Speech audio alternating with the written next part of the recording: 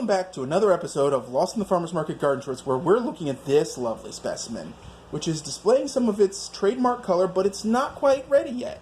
This one I couldn't wait to film because, well, we're already heading towards the second half of August, and there's no telling when this one's going to pop, and sometimes you got to film plants before they're at their prime. I will do a catch-up video on this one when it's in full bloom so you can understand fully why I think this thing's so darn cool.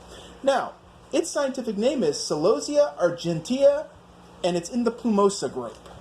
Now, some sources just say Celosia argentea plumosa, which is not right, because it's actually in a grouping which is not part of the Latin name.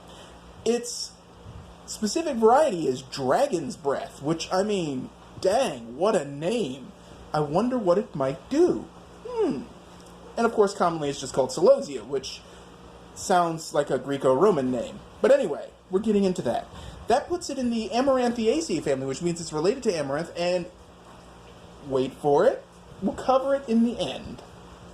Now, argentea means silvery, and Celosia actually derives from the ancient Greek word hulos, which is spelled K-E-L-E-O-U-S, which means burning, which refers to the flowers, and in this case, this plant, once at full color, will certainly look that way. It's native to tropical Africa, but is present in Asia, which means it wouldn't be hard for it to cross the Mediterranean and get to Greece at some point or another.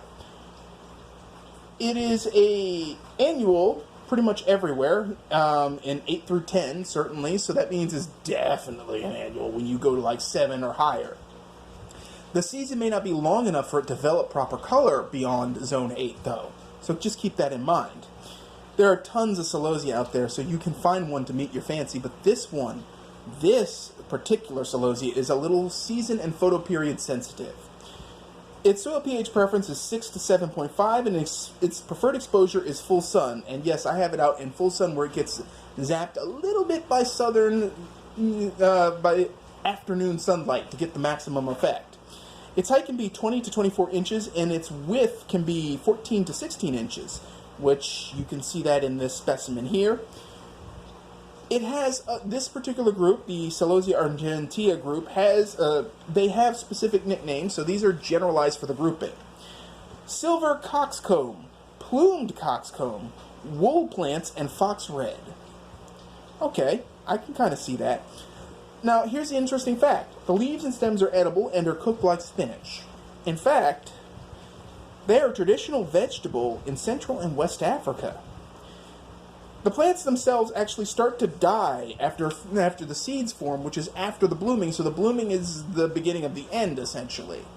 But it's also the main show, because this plant will be fantastic when it blooms.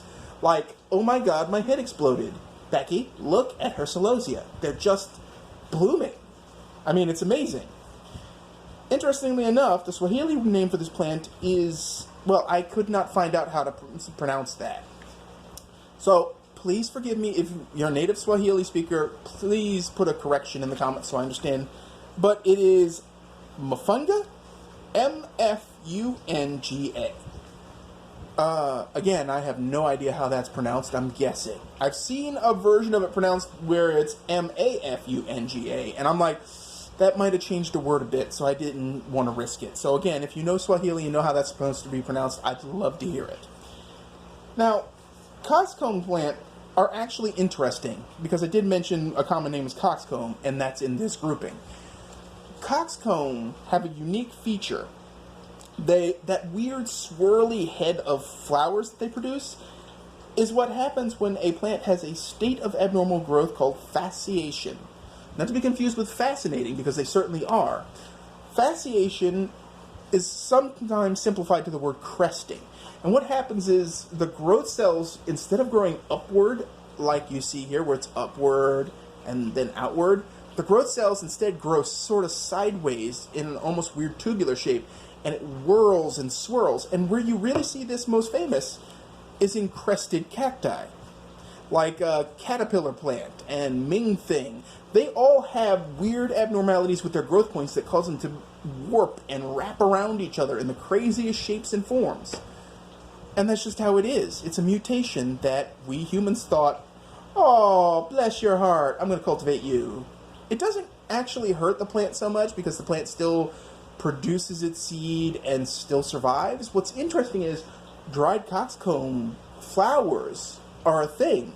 And they're very old-timey flower thing. And, you know, if you've ever seen Kiss Me Over the Garden Gate, it's another one that's like that. Dried floral arrangements are very much a thing, and they're pretty big business in the florist trade because, I mean, it's one thing to have a flower that'll eventually die and fall apart and hopefully become compost, but to have a floral arrangement that's dried that takes years to fade completely and still can be used as compost? Oh, heck yes. And who knows, some of those flowers may have seeds in them, so you could sow it in your backyard. So double heck yes. Anyway, that mutation doesn't actually hurt the plant any. So the plant can grow on just fine. It's not like those hideous cactus you see at the store where they stuck the they grafted the bright colored cactus on top, which is basically a death sentence for one or both. Ugh, I'm going to have to get to that in a video at some point. But anyway, about this plant. So, what is so special about Dragon's Breath? Okay, it's a Celosia, which I've already partial to Celosia because I can run around saying, hey, would you like to see my comb? And then church group pulls up and screams.